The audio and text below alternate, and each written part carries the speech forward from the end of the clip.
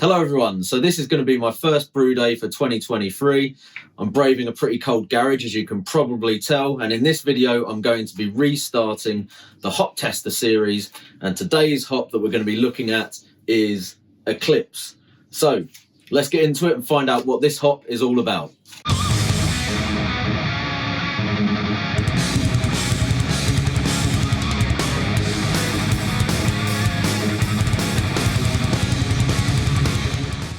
So let's just go through a little bit of info on Eclipse hops before we get into the brewing.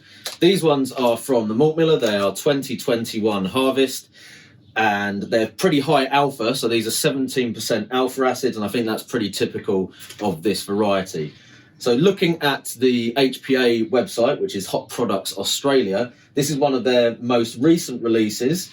And the flavour profile that they describe for these hops is sweet mandarin, zesty citrus peel, and fresh pine needles. Now, I've tried these hops in a few commercial beers and a few other home brewers beers, and I couldn't really agree more with the flavour notes on there. Sometimes flavour notes from hop companies are a bit generic, but these do seem to zoom in on the flavours that I get from these hops. Interestingly, on the site, it does also note that these are a cross of Australian hops, high alpha Australian hops, and a North American variety, which might go to explain some of the kind of fruit characteristics in it. And there's a little graph which gives a comparison to other varieties, which puts it probably closest in flavour to somewhere between Enigma and Galaxy, but it's actually more fruit forward than either of those according to the graph. One other thing just to note, which I noticed on the analytical data for these, there is a relatively high cohumulone content in these hops, not the highest. So it's around about the same as Galaxy, not as high as something like Vic's Secret, but might be something to bear in mind as far as putting them into the early boil. Now, I don't think you'd really want to do that anyway. Even though these are high alpha hops, they're all about the kind of aroma and flavour. So generally you're going to be want to keeping them late in the boil, but you might want to avoid early boil additions anyway, as potentially the high cohumulone can make for a slightly more harsh bitterness from them. So that's enough of the geeky details. Let's open this packet up and give them a little bit of a sniff and see what we can tell from them fresh out of the packet. So I've got to say, the aroma off of these hits you straight away as soon as you open the packet. And it's a really nice, fruity, slightly herbal, definitely getting some citrus peel kind of notes off of this, but also a really quite strong kind of pine needle, resiny aroma there as well. So yeah, the aromatics out of the bag are really good. So that is very promising so far. Let's get into the brew footage. I've made a few tweaks to the recipe, or the previous recipe that I was using, which I'll explain as we go through the brew footage. But let's get this brewed up because I can't wait to see what these are like in the finished beer. They smell superb. Okay, so as per usual, the full recipe link is in the description. So I'm just going to kind of go through the main differences in this recipe compared to the previous hop testers that I've done. So just looking at the grain bill, first of all, I've changed out the lager malt I normally use for extra pale from Crisp, which ain't going to make a huge amount of difference, to be honest. But one other change that I have made is I've dropped the caramel and I'm using some Caragold instead, and I've reduced the amount of that to about 3.8% of the grist. So the thinking behind that was I felt with some of the previous beers that the caramel was contributing a little bit more kind of caramelly flavour into the beer than I wanted, so I wanted to go with a lighter coloured caramel or crystal malt instead. I was mashing at 65 degrees, and the water profile is the usual one that I use for sort of general pale ales or American pales, which is 75 calcium, 50 chloride and 150 sulfate, and a little bit of additional acid which you saw earlier on to bring the pH down to between 5.2 and 5.3. The hop schedule on it has basically remained the same as the last version, so I'm just using the 100 grams of the hop that I'm testing for late boil additions. So 10 grams at 15 minutes, 10 grams at 5 minutes, and then 35 grams in a 80-degree whirlpool for 20 minutes, and the remaining 45 grams going in as a dry hop for a couple of days. That will be done at 14 degrees C and then crash cooled immediately after that before transferring into the keg. So the only other difference with this beer to the previous recipes was using the Rye 97 yeast from Laumond, so that's their West Coast ale yeast. And my thinking behind that was that, again, I felt with some of the previous beers that maybe the US05 was contributing some esters, which I wanted to kind of keep out. So I fermented that at 19 degrees. I was also hoping that maybe it would drop out a little bit brighter, because the Rye 97 is a little bit more flocculent than US05 in my experience. So numbers wise, we're aiming for 1046 OG, 1009 FG, which equates to 4.9% final ABV, around about 35 IBUs with a Boobu ratio of 0.76, and that is for a 20-litre batch. So that was the brew day. Let's get back to the tasting. So there we have it, the Eclipse hop tester beer. As you can see, my thoughts about the yeast potentially giving me better clarity have failed almost comically, so I'm not sure what's going on there. It's probably one of the haziest hop tester beers that I've yet produced, and this has been in the keg for several weeks, so it's not like it hasn't had time to clear down. But putting that aside, appearance-wise, it does still look quite nice. A lovely light colour to it, so the change in the grist has rendered slightly lighter appearance to it at least, and it's got a lovely fluffy head on the top, which is sticking around too. So let's get into aroma, and there's definitely some nice light fruitiness coming off of this. It's not massively pungent or dank in any way, but I think there is some light citrus, possibly sweet kind of tangerine notes on there, but I do know what the hop is, so that might be a little bit of the power of suggestion from me reading those notes, my previous experience trying beers with it in. Other than that, I don't know if I would say tropical, but maybe some soft tropical notes. Definitely a bit of stone fruit in there as well. I'm not really getting much in the way of the kind of resiny notes that I smelt on the hops when they were raw. Maybe just a very slight grassy note in there, but mostly just light general fruitiness, I think, on the aroma, but it smells perfectly pleasant. So I'll have a little taste now and see what I think about the flavour. So flavour wise, definitely those soft kind of fruit flavours are there, but there's much more on the palate as far as the kind of resin, slightly piney taste there. It's there's a little bit more bitterness than I was expecting perhaps, and the flavour does lean a little bit into a kind of piney bitterness. There's some grassy notes there, but yeah, still with some kind of soft fruity flavours. It's not massively distinct, I've got to be honest. Perhaps a very gentle citrus note there, but yeah, more kind of just a general fruity fruit salad, some kind of stone fruit in there. Decent, but before I give a kind of final thought on this, let's get in some other opinions from people who are actually tasting this beer blind, so they're not going to be potentially biased by the knowledge of what the hop is and what the flavour descriptors are for it. So let's cut to a little bit of footage from the hop edition, and I'm going to be gathering some actual data from this time and presenting it in some graphs for you. So let's cut to the hop edition and some more people tasting this beer. So I've given these guys some categories to rate the beer on in terms of aroma and flavour. And if you've seen the kind of what they called radar graphs before with the different categories on, it's kind of mirroring the typical options you get there. So we've got kind of garlic or oniony flavours, earthy, grassy, floral, citrus, tropical. I'm done. It's all about speed with this. Berry, pine, herbal, and spicy. So kind of covering the majority of descriptors that you would typically see, and obviously just repeating that for the aroma and the flavour on this beer. And once these guys have submitted their results, hopefully it should pop up in a graph, and then we can actually talk a little bit about it and see if you guys have an idea of what hop you think it might be or where it might be from.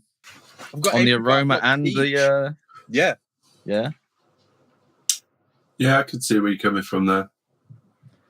What's your main thing? I'm probably getting more like a berry. Okay, interesting. A berry vibe. I can see where you're going with the berry. I got quite a bit of berry too, but the overwhelming thing for me is just peach. It's just peachy apricotiness. There you go. You drop out the US-05 to avoid peachy stone fruit flavors, and it's all peach for Chris. I'm really enjoying this. I am. It's nice. I'm getting like a slightly spicy, slightly piney thing going on. Mm-hmm. Very mellow though. Yeah, I think I put pine in there as a relatively noticeable flavor, maybe more than aroma. That's stone fruit. That's how I rated it. I said it was more pine and flavour than aroma. I'm not getting any pine on flavour. I didn't really rate stone fruit very high. I didn't rate tropical very high. What about citrus? Depends if you consider peaches to be tropical, and I do. I'm from Doncaster, mate. We barely had fruit. I wasn't really picking up on the sort of peach thing, to be honest. I'm getting loads of apricot and loads of peach on the nose. And I'm getting quite a lot of floral, that kind of, meadow kind of thing. Yeah. I'm getting a little bit of a grassy note, that kind of meadow type thing. Yeah, I think I put grassy in there. Again, probably more on the flavour than the aroma, but I think that's kind of, piney, grassy. There's a bit of crossover there, isn't there, for flavour-wise? Very little in the way of, like, garlicky onioniness. Virtually zero. I got some on the aroma. Okay, so Chris is thinking possibly fruity, sort of European hop. I'm not getting any lime. Origin. I'm getting very little citrus, so I'm disregarding New Zealand immediately. Okay. Owen, what are you thinking? I'm thinking probably US. Okay. Just because of the pininess. My guess, if I was to actually get into a single hop, might be Idaho 7. Okay. Yeah, I can see where you would be going with that. You kind of expect more citrus, though. I'd expect more citrus. It's definitely not Idaho 7. It's definitely not a Zaka. Right, I'll give you a clue. It's actually Australian. Oh, okay. Is it that new? It's called Vic Ultimate or whatever it's called. No. Is it Nectaron? No. Again. No. It's just going to start making loads of beers and just sending Nectaron beers. Is it Eclipse? It is Eclipse, yes. So this is Eclipse hops, obviously from Australia, as I've just said. Now, interestingly, both of you have pretty much said it doesn't taste of citrus, but the main descriptor for Eclipse is like tangerine, citrus. They're on crack. There's no orange in that. Orangey flavours. Now, as I said, I'm probably a bit biased because I've read that description. So I was like, yeah, I can get a little bit of that on the aroma, but I wasn't as much getting that on the flavour. But I've got a feeling, because obviously I've had Eclipse in a lot of commercial beers where it does express those sort of flavours. that possibly the way it's been used in this recipe has influenced it going a little bit more towards the kind of piney, like resiny notes. And part of that is because being an Australian hop, it's super high alpha, and it's also got a lot of cohumulone in it. So this is 17% AA and something like 40% cohumulone. That's bonkers. So I think that maybe to get those sort of more soft citrusy tangerine notes out of it, you probably would want to remove that stuff from the hot side, even though they're very small additions.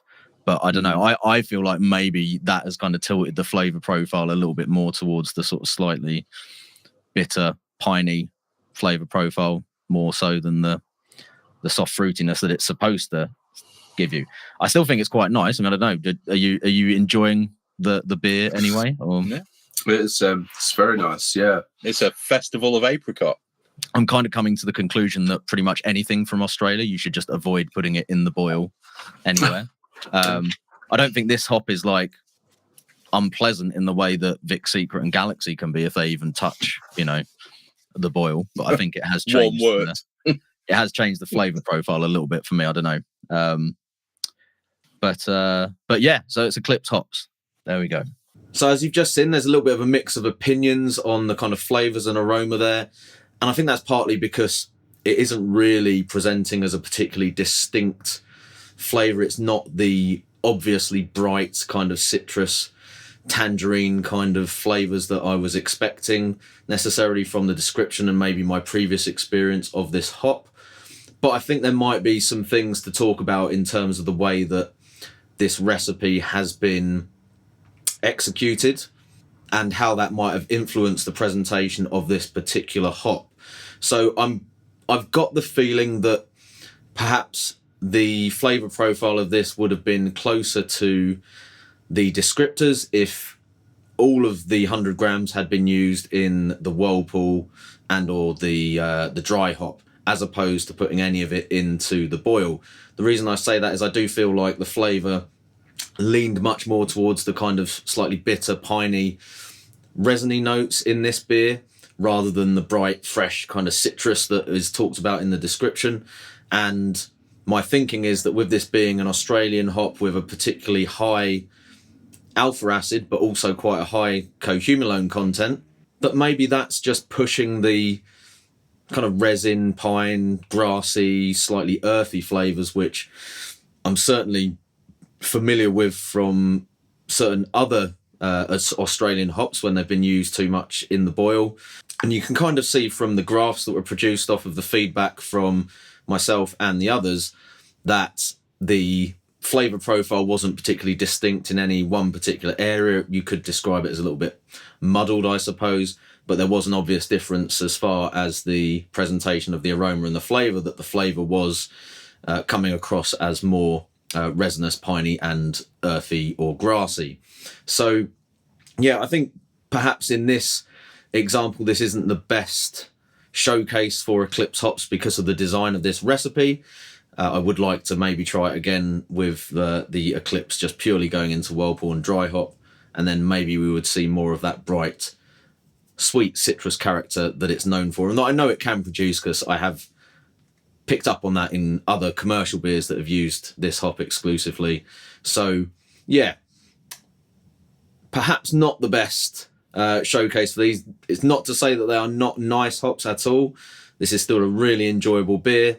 It's just almost coming across to me in this case a little bit more like a slightly old school kind of West Coast hop. So overall I would say definitely still a hop worth trying, but maybe when you're looking at recipe design and things like that, it might be prudent to stick to using it in the dry hop and the lower temperature whirlpool stages as opposed to in the boil. Take into account those really high alpha acids and the higher cohumulone content, which based on this experience for me can potentially shape the kind of flavour profile that you're getting from these hops a little bit away from maybe those sweeter fruity notes that you are looking for. So yeah, that'll do. Let me know if you've got any experience of these hops yourselves and throw a few comments in down below. Cheers. I'm the dude. So that's what you call me, you know? That or his dudeness or duder or, you know, El Duderino if you're not into the whole brevity thing.